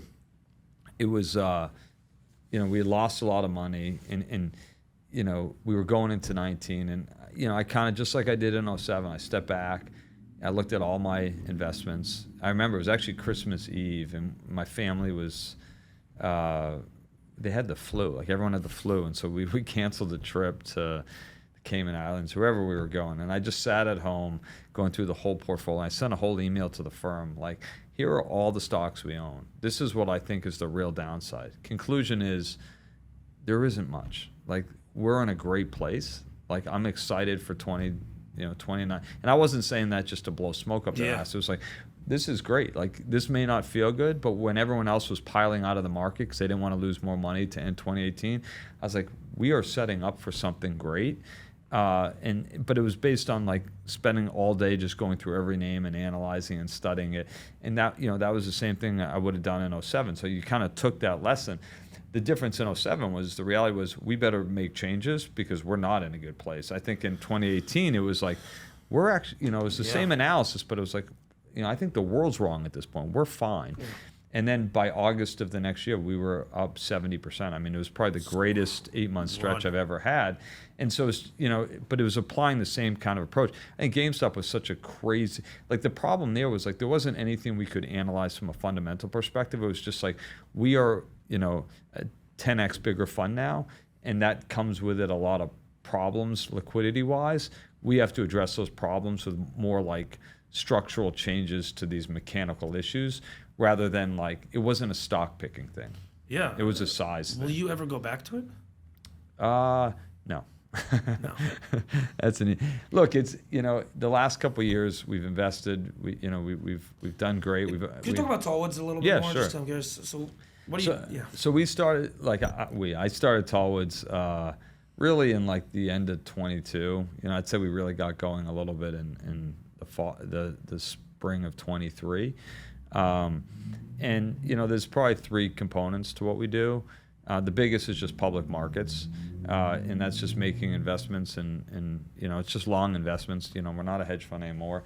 We're buying really good businesses that we think, most of us buying really good businesses that, that we think can compound money for a long time. There's probably a small portion of it which is more opportunistic, carries greater risk but greater return, and we've had a great couple of years. We've beaten the market by decent amounts each year. High single digit, kind of low double digit numbers, in terms of beating the market. But that's not like year to year. Our objective isn't really to beat the market. It's just to compound money, in sort of a 10 to 15% way. And these years have just been good market years. And then we make private investments, and our private investments are almost all consumer oriented, just because that's been my background. And those businesses I know really well. So, there's several restaurants. There's a couple I sit on the board that we think can be really valuable. And there's Tough field, restaurants. It is, but it can be, when the economics work, it can be really powerful. So, one of those investments, Get someone to open up a kosher banging steakhouse in Brickell. No, I'm serious, in Brickell. That's just one restaurant, though. I got it. You're opening up in chains. I'm just saying, in general, just do me a favor, figure it out. Get it there to Brickell. No, Brickell is like unbelievable. Yeah. Like, it is it's true. the Manhattan of Miami. Like, and there's nothing going on there. No, there but should kosher be. food. Yeah, could be a good restaurant. You could do it. Trust me, I walked in there and I'm like, how is there no high-end steakhouse here? Yeah. Every single person. There's one down the road here, but it's not very good. Well, don't tell me yet, because I don't want to throw some Jewish business. Totally No, I don't either. So. I'm saying, if you are for sure, if you're visiting, for sure, and you have a choice, am I going to Surfside for the 9,000th time? Right, it'd be nice to have something in Brickell. I agree. Yeah, for sure. But what's his name? What's it called in the city? Well, not Wall Street Grill. I know what you're talking about on. I'm blanking, like on 41st, on Broad Street. Yeah. Whatever. Everyone goes there. Blanking, but you put something like that. Yeah. Over there, are you kidding me? Yeah. I feel like especially crush for it. your audience. Yeah. What was that? I said for your audience. Oh yeah. No, for sure. A lot of Jews, probably a lot in Miami. So. Yeah. But no, we invest in a variety of consumer businesses, and then. I've been building out a multifamily real estate business with a partner. So that's what I do, actually. So it's very interesting. Yeah. Where are you guys purchasing? Which areas? It's all so I supply most of the capital, and he goes and finds all the deals, and we kind of have an economic agreement. And it's really in Boston and surrounding areas. He grew up in Boston, went to Harvard, was in the hedge fund industry for a while, and then started his own kind of real estate business in Boston. And so it's he's been there his whole life. I think he has a great sense of all the neighborhoods and where the growth is coming from. And it's, they have some kind of blue state aspects that are not, give us a little bit of pause at times, but at the same time, there's a lot of wealth creation there. There's biotech. There's venture money. There's finance. There's a lot of financial firms, hospitals. A lot of education places there. So there's a lot going on there. It's really well diversified, and it's a hard state to build in. That may reflect some of the blue policies, blue state policies. But as a result of that, there's not a lot of development, and so it's been a really good place. You're not gonna have a lot of vacancy. There's like literally zero absorption. And so it's really just about us. We're trying to find, like, we're playing in an area probably below the real big guys. Kind of in that. We look for purchase prices in the $5 to $10 million range, okay. And we've been at it for a little over 2 years, and we built a pretty interesting portfolio, and something that we'll continue to do over time. But we're very selective, and it's but these businesses, particularly there, like the margins are like 70-75%. I mean, there's just not a lot of cost to operating these businesses, or the 25% expense. Well, there's between property tax, insurance, management fee, repair and maintenance. I mean, that's almost all. But in Miami, that number might be 40-50%. Yes, that's what I was going to say. And so Boston's a lot of walk-ups. Yeah. There's not a lot of amenities. Insurance is pretty low. Insurance here is like sky high. And so, and you're almost always full. And so it's really just about paying the right amount. But I think over time, they're businesses that as you go through interest rate cycles, like hopefully there's opportunities to pull some cash I have out. an interesting idea for you, actually. What do you got? We'll talk off the pod. No, I Okay. think it's a little bit of this model, Yeah. but I think it's something people potentially are overlooking. I just, honestly, I have you probably could give me good advice on this. I could see you saying, like, hang something up, but, like, I am a little bit too spread thin. It's very difficult. Like, I'm passionate about this. Yeah. I'm not ready yet to walk away from this because I'm still sitting with owners, majority owners of NBA teams and billionaires, and a lot of other very, very famous people, and that's a network and a return that's invaluable. At the same time, I'm also doing real estate, but if you really want to, like, crush something, this takes up 20 hours of my week for sure. Yeah. Like, it's I'm doing 2 full-time things really at the same time. So, just, wondering, Yeah. Yeah, it's hard. It's tough, but it's interesting. At the end of the day, though, I am still very tied into real estate. I have been thinking I've done well, so that's why.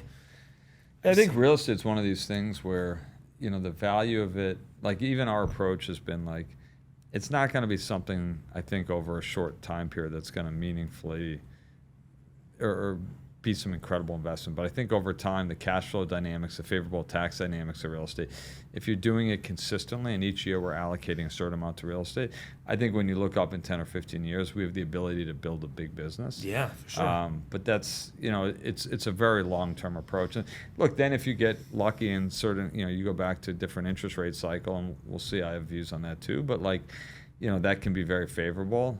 I just don't know, what will happen there.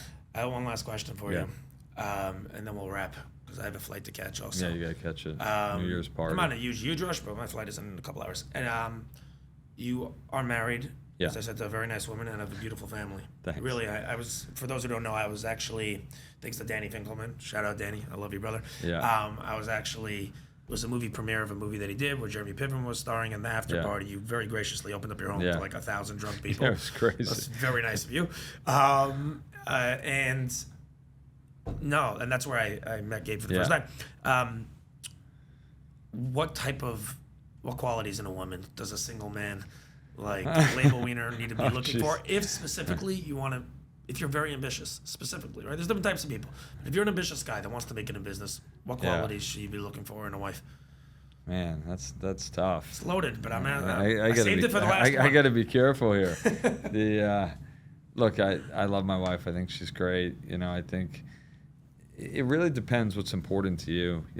I think one of the things that's really special about us is like our values have sort of grown together over time. Sometimes you see people, especially because like when I think about when I met her versus like today, our lives are insane. Not just like, from a wealth perspective, from having 4 children, like, to the way the world's evolved. Like, I mean, it's just so different. But I think we've evolved together and we have a lot of similar values. And so I think, obviously you want your wife to be beautiful and funny and smart and all these like great things. But I think when your values are aligned, like you tend to grow in the same direction together. And I think that's really important. Interesting. How do you, I guess, do you think it's total luck? Like you see so many couples, obviously their values shift as time goes on. Yeah, and I think in a, like when you think about your priorities and how those might evolve as you get to different ages and you have kids and, even just how polarizing politics has become or Israel or, different things, you see sometimes like, how is that couple together? They have totally opposite views on everything, on all these issues that are kind of like to the core of how people like look at life. I think for us, I think we started with those views anyway. They've tried to just become stronger over time, and so we were aligned from the beginning. I think when you're young, depending on the person, those views may not just matter as much to you, and then people as they get older, suddenly they're like, wow, my views they really matter to me, and they're here. They were already distinct views, but they just, when you're in college, your views, I mean, you're just trying to have fun and meet girls and do whatever. And I think as you get older, if your views are not aligned when you're young, chances are they're probably not going to be aligned later. But if they are, if you can kind of grow together, I think that's a great thing. Because we're also like we've been fortunate where, I mean, the Jeremy Piven thing was different. I wouldn't really call that philanthropy, but it was. I was going to. I wanted to. It was an opportunity. I mean, the premise of that, like, we're not really looking to throw like Hollywood style parties at our house, even though that was pretty cool. Had some tequila with Jeremy, but I think he did stand up as you heard, but the point there was like the performance, the show, the performance, the movie. It was all about kind of identity and not hiding your Jewish identity, and it was about the pre-Holocaust, or it was during, well, it was really just the beginnings of the Holocaust in the late 30s. October 7th. Yeah, and so there are a lot of ties to today, and it's a lot of ties to the messaging that I think is important for everyone to understand, but also like Jewish youth. And so it was kind of like a Hollywood type thing with a really like a philanthropic angle to it that we thought was important. But I do think like we've been fortunate to have a foundation, and when you think about values, like there's obviously the values you want to raise your children with, but then we also have values that we want to show in our foundation in terms of what our alignment is, what are things we care about, what do we prioritize, and so your ability to do that and be consistent with each other on that is really unique. Can you talk about the foundation a little bit? Just I know you give a lot of charity. That is something. What specifically, are your passions surrounding? Like, how do you choose where you want to give and where? I mean, the biggest, like, if I were to like call it, like, I mean, there's a lot of different things, and a lot of it revolves around Israel, but some in America too, in terms of like, but if there's one like kind of category, it's really soldiers. Yeah. I think there's been so many Israeli soldiers wounded that I've seen lately, including my nephew, although he's fine. He was there. He's in Gaza. He might be there like right now. He's been in and out, but it's these are 19, 20-year-olds that are like risking their lives for like the Jewish people broadly, and we've been very involved in an organization called B'Lev Echad, which helps wounded soldiers. It started in 2014, or no, maybe 2012. I don't know the exact year, but they would just take over groups of soldiers to New York to like just kind of like get away from their rehabilitation and just the pain of everything they're going through day to day, and have a great week in New York and be able to share that with other soldiers that were going through the same kind of health related, not exact, but whether it's PTSD or physical issues. And we got involved, and it was a great thing, and you saw the impact it had on these guys' lives. But over time they'd go back to Israel, and eventually people kind of proceed on with their lives, and the organization, the impact was very significant. I think it touched a lot of people in America, and it helped them understand what these soldiers are doing for us. But there was what we did in, I think it was 2019, we bought a house for the soldiers, and so there's like this huge house. It's by the rehabilitation center in Kiryat Ono, and or it's in Kiryat Ono, but near Tal Shomer, the rehabilitation hospital. And the soldiers, they it's a place for them to go to be together. There's food that's served there. There's all these moms in the neighborhood that cook there. There's a jiu-jitsu, there's a gym, there's a pool, there's ping pong. Like any time of day you go there could be 50, 60, 100 plus soldiers. And it's become a huge thing for their PTSD and everything they're dealing with. And so like that's an area where these guys, I mean, they've given body limbs, they've given, I mean, even when you see guys, like I took a couple to a Hornets game recently the guy had been in like Gaza or Lebanon for almost like 200 straight days. He's totally healthy, like physically. He's been around so much death. Yeah. You go 50, 100 days without even like showering, carrying a backpack on, you're carrying a pack on you, 100 plus pounds. I mean, it's a little different, upbringing than we have here in America. And, I think it's incumbent upon us to help them and show our gratitude. And so, whether it's helping soldiers in Israel, we've been involved with Wounded Warrior Project here, which is, American soldiers that have been injured. I'm on the board of Children Fallen Patriots, which helps, if a child lost a parent in Iraq or Afghanistan, we help pay for their college. And so I think the concept of like, patriotism, believing in country, making sacrifices, and people have made the utmost sacrifice. You're not paying for immigrants, for illegal immigrants shelter. You're giving money to veterans first. What's wrong crazy. with you, man? It's a crazy concept. Sorry, I had to say it. It's just like that hasn't been a focal point. But it, like that has been an area. Just because I don't know. My grandparents, both my grandfathers from World War II, and that generation, like, that was pretty common, and people felt very connected to our country because they fought for our country. And now it's like you don't have that connection, but there are still people fighting for our country and to ensure our safety, and certainly for Israel, like, they're kind of fighting in some ways for Jews everywhere, and other ways for Western society, and so, like, to help them in that regard is incredibly important. And and then there's a lot of other organizations in Israel and that we work with. This world has gone up. The anti-Semitism at this point is exploding, and you're right. The trauma specifically that these kids, they're kids. That's what they are. They're not adults. I mean, we think they're adults because they're showing up in war, but like they're 19-year-old kids. They don't. Yeah, and it's crazy because when you speak to them, their maturity level is incredible. Yeah, because they're sort of collectively doing it together, and so they have that sense of responsibility. It's actually really, it's going to make for, the positives. You got to deal with all these injuries and PTSD, but as a society, I think the level of patriotism that they'll have, or Zionism that they'll have for the state of Israel, and just the resilience that they'll have as individuals, I think it'll be an amazing generation. Yeah, for sure. I mean, the culture, and I think it's also a cultural aspect. Yeah. That Israelis just grow up quicker because you'll have an 8-year-old bringing her 3-year-old to the Marcola, to the grocery store, and the 8-year-old is pushing. Like, that's just their entire world. They're not. They're the 80s NBA. Like, they're still they're not calling no blood, no foul. You know what I'm saying? Like, and they're fighting for their lives instead of fighting for God knows what goes on our campuses it's just here. A different planet. Yeah, it's a different world. Yeah.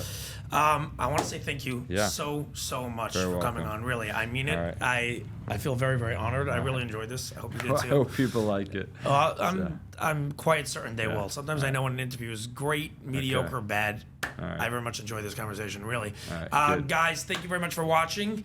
Again, like, subscribe, comment. Out with the next episode next week will be another fantastic one. Peace and love.